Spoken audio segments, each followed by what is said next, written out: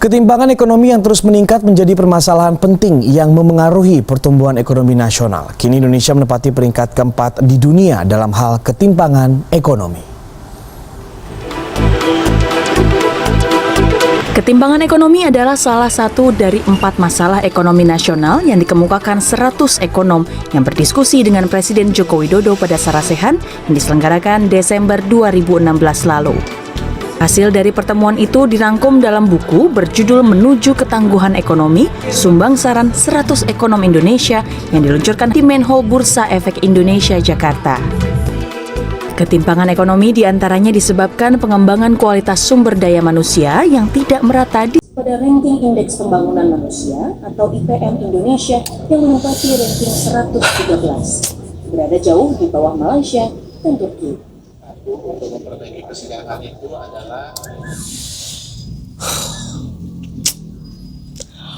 banyak sekali masalah-masalah yang berkaitan tentang ekonomi yang terjadi di Indonesia. Contohnya seperti angka pengangguran yang sangat tinggi, masalah ekspor impor, dan masih banyak lagi. Sebenarnya masalah ekonomi itu apa sih?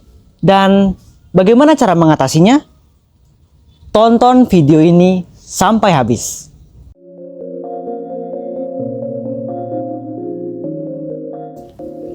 Om Swastiastu. Assalamualaikum warahmatullahi wabarakatuh. Salam sejahtera bagi kita semua. Salam nama budaya dan salam kebajikan. Yang saya hormati Ibu Satyanti selaku guru ekonomi SMA Negeri 1 Sukawati, serta teman-teman yang saya cintai dan saya banggakan. Di video ini, saya, Putu Aditya Paramarta Sugata, nomor absen 35 dari kelas XE3, akan menerangkan suatu materi yang berjudul Masalah Pokok Ekonomi dan Sistem Ekonomi.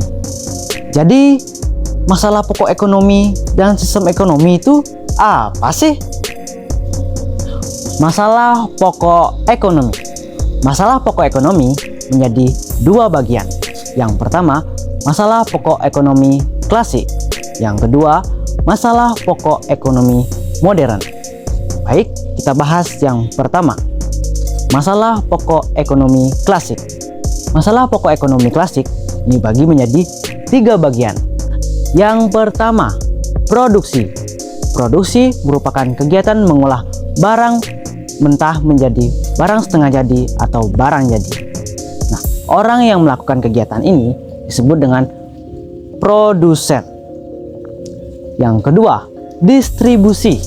Nah, distribusi ini merupakan kegiatan menyalurkan barang setengah jadi atau barang jadi yang ditunjukkan kepada konsumen. Nah, orang yang melakukan kegiatan ini disebut dengan distributor. Dan yang terakhir, konsumsi. Konsumsi merupakan kegiatan menggunakan barang setengah jadi atau barang jadi. Nah, orang yang melakukan kegiatan ini disebut dengan konsumen. Yang kedua, masalah pokok ekonomi modern. Nah, masalah pokok ekonomi modern ini dibagi menjadi 3 bagian. Yang pertama, what. What ini berkaitan tentang barang atau jasa apa yang akan diproduksi oleh produsen. Kedua, how. Bagaimana sih proses dari pembuatan barang atau jasa itu? Dan yang terakhir, for whom. For whom memiliki arti barang atau jasa ini ditunjukkan kepada siapa?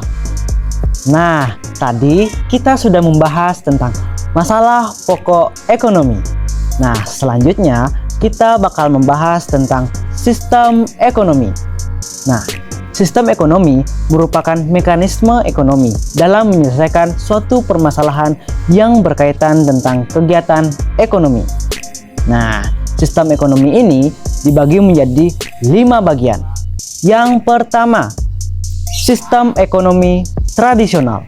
Yang kedua, sistem ekonomi terpusat atau komando. Yang ketiga, sistem ekonomi pasar. Yang keempat, sistem ekonomi campuran, dan yang terakhir tentang sistem perekonomian Indonesia. Nah, kita bakal bahas satu persatu.